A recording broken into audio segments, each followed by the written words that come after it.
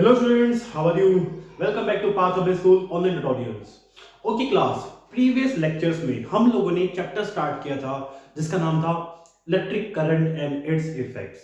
थोड़ा बहुत हमने किया भी था और देखा कि इलेक्ट्रिक करंट क्या चीज होती है, कैसे प्रोड्यूस होता है और कैसे फ्लो करता है और पाथ वे उसका कहां से कहां फ्लो करता है। Am I right? बताएंगे कि पाथ कैसा होता है, मतलब पॉजिटिव टू नेगेटिव और negative to positive. Remember, current always flows from positive terminal to negative terminal. And इसकी फ्लो होने का रीजन क्या था? पोटेंशियल डिफरेंस, जो हम लोगों ने लास्ट टाइम किया था। पोटेंशियल डिफरेंस जैसे प्रेशर डिफरेंस होता है, air always move from high pressure to low pressure in the same way charges sorry current की बारे में बात करते हैं। Electric current flows from high potential to low potential, always fix होता है ये। दैट मींस पॉजिटिव टर्मिनल जो है वो हाई पोटेंशियल पे है और नेगेटिव टर्मिनल जो है वो लो पोटेंशियल पे है। इसी वजह से करंट पॉजिटिव टर्मिनल से निकलता है और नेगेटिव टर्मिनल की तरफ जाता है। ठीक है, ये तो होगी बेसिक सी बात जो हम लोगों ने लास्ट टाइम की थी। एक और टॉपिक था जो हमने लास्ट टाइम किया था, इफेक्ट्स ऑफ इलेक्ट्रिक करंट। जब इलेक्ट्रिक करंट किसी कंडक्टर से पास होता है तो वो अपने कुछ इफेक्ट शो करता था।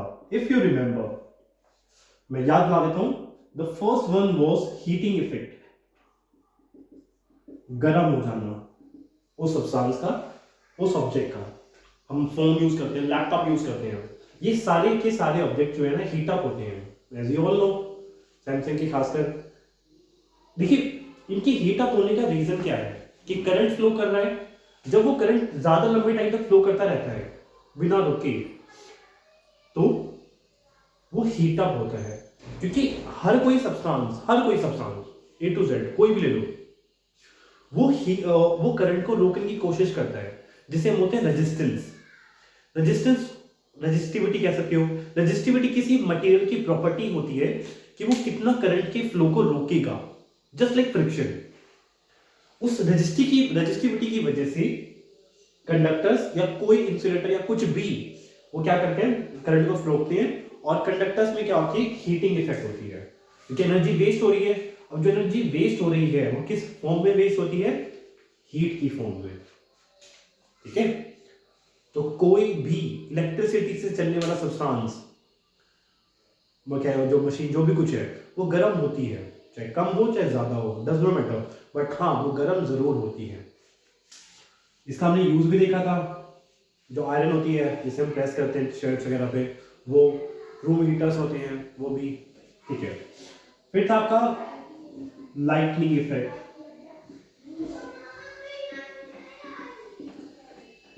ओके, लाइटनिंग इफेक्ट, लाइटनिंग जैसे बल्ब है, जैसे जो बल्ब आते थे आपने देखी होंगे, ये जो बल्ब आता था पहले जमाने में, कभी ये बल्ब इसमें टंगस्टन लगा होता था। इसका फिलामेंट किस चीज से बना हुआ है? टंगस्टन, जिसकी रेजिस्टिविटी अच्छी खासी होती है। इसकी रेजिस्टिविटी ज्यादा होने की वजह से ये गर्म हो जाता है और गर्म करने के बाद ग्लो करता है। इसकी खास बात क्या है? रेजिस्टिविटी ज्यादा है और मेल्टिंग पॉइंट भी ज्यादा है इसका। ओके, नाउ लाइटिंग इफेक्ट हो गया हमारे पास। फिर थर्ड आता है केमिकल इफेक्ट, जिसे हम इस चैप्टर में नहीं पढ़ेंगे, ये 8th क्लास में आता है। फिर लास्ट है मैग्नेटिक इफेक्ट, जिसे हम आज करेंगे। तो चलिए स्टार्ट करते हैं। मैग्नेटिक इफेक्ट क्या मतलब समझो मैं मैग्नेटिक इफेक्ट से? दैट मींस अगर मैं लिटरल वर्ड का पे जाता हूं, लिटरली पे, तो ये कहना चाहता है कि ये कंडक्टर जब उसमें से करंट पास होता है so it behaves like a magnet. It is as simple as that.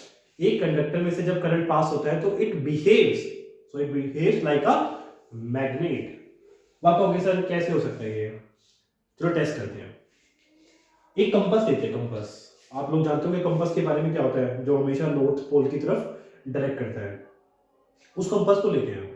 उस कंपास की खास बात यह कि अगर मैं उसे किसी मैग्नेटिक फील्ड में रख देता हूं तो वो डिफ्लेक्ट करती है उसकी नीडल, क्योंकि उसका नॉर्थ पोल चेंज हो गया ना। फिर तो यहां पे मैंने चलो एक रख दिया, क्या एक मैंने कंपास रख दिया, जो पहले कभी यूं शो कर रहा था, ऐसे यूं सपोज यहाँ नॉर्थ था, यहाँ साउथ, ईस्ट, वेस्ट, जैसे मैंने इसको इस फील्ड में रखा, अब क्या हो गया, इसकी डिफ्लेक्शन आ गया है। अब ये कभी यहाँ शो कर रहा है, तो अब मैं एक यहाँ पे रख के देखता हूँ, क्या पता ये यहाँ शो कर रहा हो, एक यहाँ रखता हूँ, अभी यहाँ शो कर रहा है, कहीं भी शो कर सकता है, आई डोंट नो कहाँ शो करेगा।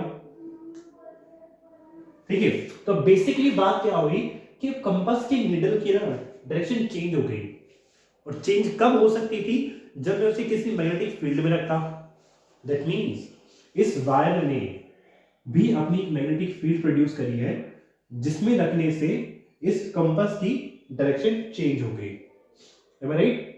अब तुम कहोगे सर अगर ऐसा है तो एक काम करते हैं, आयरन नेल या छोटी छोटी पिंस लेते हैं और पिंस को इसके पास लेकर के आते हैं।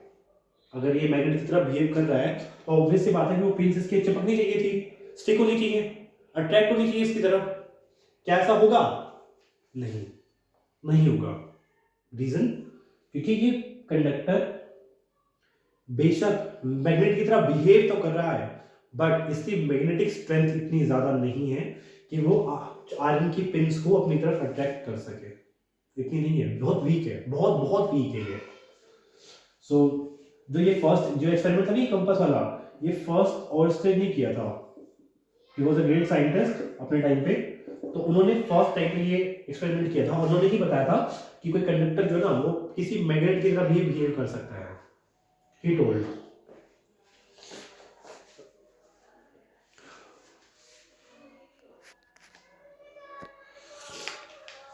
अब देखिए मैग्नेटिक इफेक्ट्स के ना बहुत यूज होते हैं, बहुत सारे यूज हैं।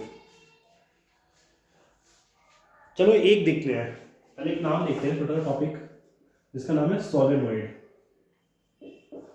अभी सोलेनॉइड क्या चीज है? चलो हम एक सर्किट बनाने जा रहे हैं,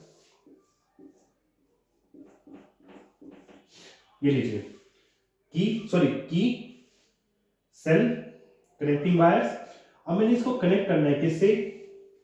एक स्प्रिंग लेते हैं, स्प्रिंग जानते हैं ना, सब खींचते हैं बच्चे खेलते हैं तुम लोग, वो स्प्रिंग लेते हैं, और ये होती है ना, ये लीजिए, मैंने इस तरह से उस पर लगा दिया इसको।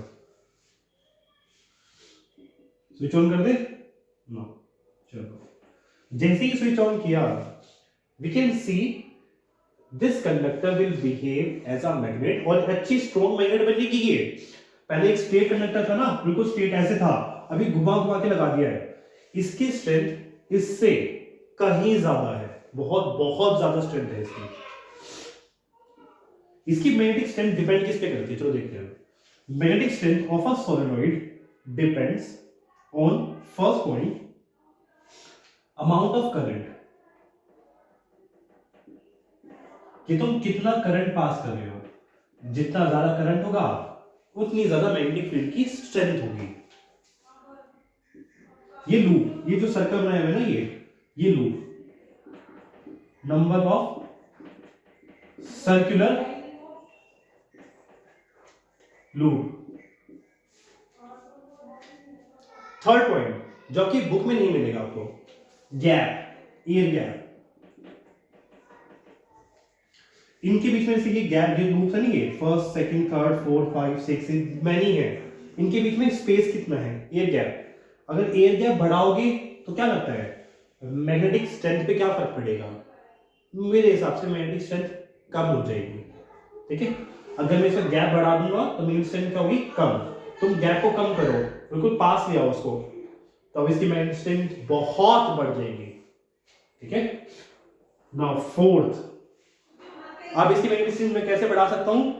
अब मैं क्या करने वाला हूं, एक आयरन पीस को, आयरन सिंपल आयरन इसके अंदर डाल देते हैं। चलो डालने का मतलब ये है कि इस वायर को मैं उसके ऊपर लपेट देता हूं, आयरन की नील लो और उस पर लपेट दो।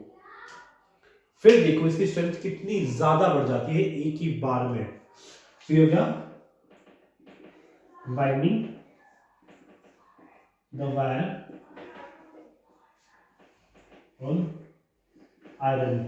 नॉर्मल आयरन को सॉफ्ट आयरन बोलते हैं, ठीक है, इसे हम क्या बोलते हैं? सॉफ्ट आयरन बोलते हैं। नॉर्मल जो आयरन यूज करते हैं लोग, वैसे तो बहुत हार्ड होता है, बट हम साइंस में जो टर्म यूज करते हैं वो सॉफ्ट आयरन यूज करते हैं। अब तुम बोलोगे सर फिर हार्ड आयरन क्या चीज होती है? हार्ड आयरन को बोलते हैं स्टील, ये सॉफ्ट आयरन है। ठीक है, अब मैंने क्या करा इसके अंदर बीच में वो डाल दिया, ये आयरन की एक नील डाल दी छोटी सी, सॉफ्ट आयरन, जिसे मैं कोर मटेरियल भी बोलता हूँ यहाँ पे, कोर मटेरियल, कोर मटेरियल भी बोलते हैं इसी को यहाँ पर। ठीक है, साइंटिफिक टर्म हम यहाँ यूज कर रहे हैं, वो क्या है, इसको कोर मटेरियल। आप सॉफ्ट आयरन की जगह कुछ और भी यूज कर सकते थे एज अ कोर मटेरियल, जैसे स्टील। बट स्टील में और आयरन में फर्क क्या होता है कि जैसे मैंने आयरन यूज किया हुआ, मैंने स्विच ऑन करा तो ये मैग्नेट है अभी, स्विच ऑफ कर दूंगा ये मैग्नेट नहीं है, इसकी मैग्नेटिक स्ट्रेंथ खत्म हो जाती है।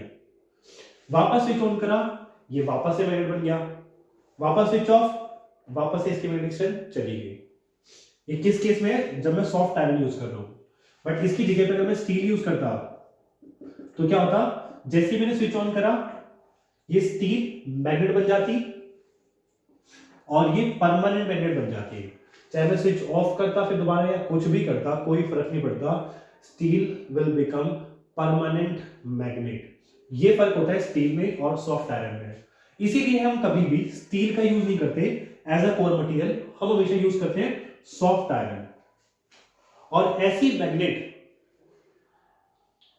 जो इलेक्ट्रिसिटी पास करने से बनती है उसे बोलते हैं इलेक्ट्रोमैग्नेट।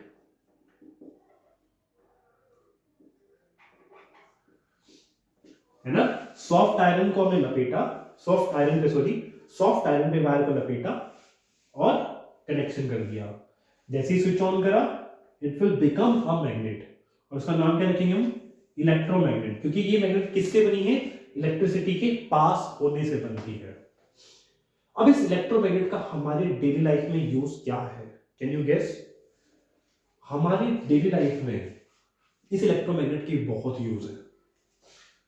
डंप यार्ड, नाम तो सुना ही होगा, डंप यार्ड, है ना, दिल्ली में एक बाईपास सुनने को भी देखा हो, बड़ा सा पहाड़ आता है, कूड़े का पहाड़, वहां पर एक्चुअली क्या होता है, बड़ी बड़ी मशीन्स होती हैं, क्रेन्स, है ना, जो क्रेन्स होती है ना, ये देखो मैं क्रेन में बनाना आती नहीं है, चलो बना के देखते हैं अगर बन गई तो।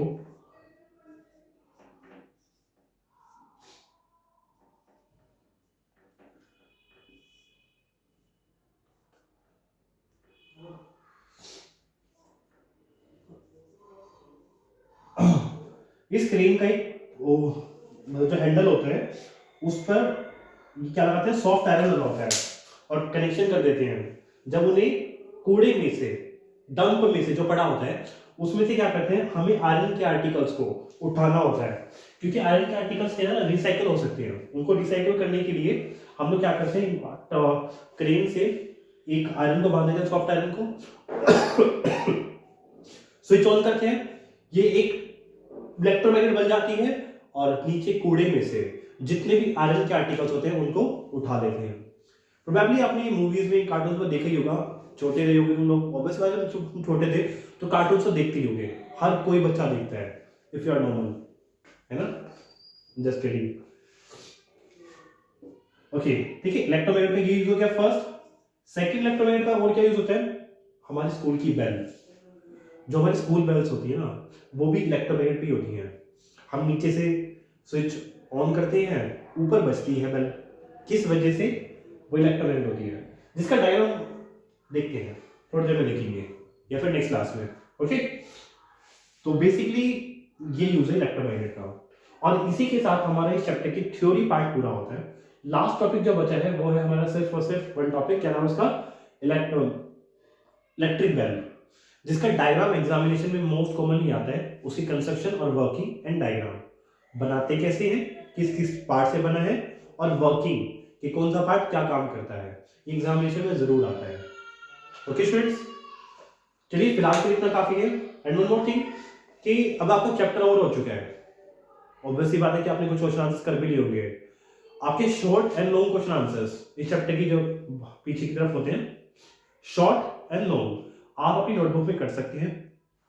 Very short and back exercise वो आप बुक में कर देंगे। हॉट आंसर्स के लिए आप एक पेज लीजिए, पेज पे कीजिए और बुक पे स्टेपल कर दो, या फिर आप नोटबुक में भी कर सकते हो, it is your own choice. ठीक है, आप सभी के पास आंसर की आ जाएगी, तो मैम जी आप भी जो की होगी तो आप लोग उसके थ्रू वो आंसर कर सकते हैं। अगर आपको लगता है कि नहीं सर वो बड़े हैं तो आप लोग बुक में देखिए, जब बुक की रीडिंग करेंगे तो वहीं पर आपको उस क्वेश्चन के आंसर मिल जाते हैं, बहुत शॉर्ट बहुत प्यारे आंसर्स होते हैं। अदरवाइज आप अपनी लैंग्वेज यूज कीजिए, नहीं मेरी लैंग्वेज भी यूज कर सकते हो, जिस तरीके मैं समझाता हूं बस उसको सुनो और कन्वर्ट करके लिख दो। बेस्ट ये है कि आप अपनी लैंग्वेज में लिखो। जब मैं पेपर चेकिंग करता हूँ ना और मुझे स्टूडेंट्स की लैंग्वेज, मेरी लैंग्वेज या फिर नेट इंटरनेट की लैंग्वेज पता चल जाती है कि किसकी लैंग्वेज है, तो अगर आप अपनी लिखोगे तो मुझे ज़्यादा खुशी मिलेगी। ठीक है, थैंक यू।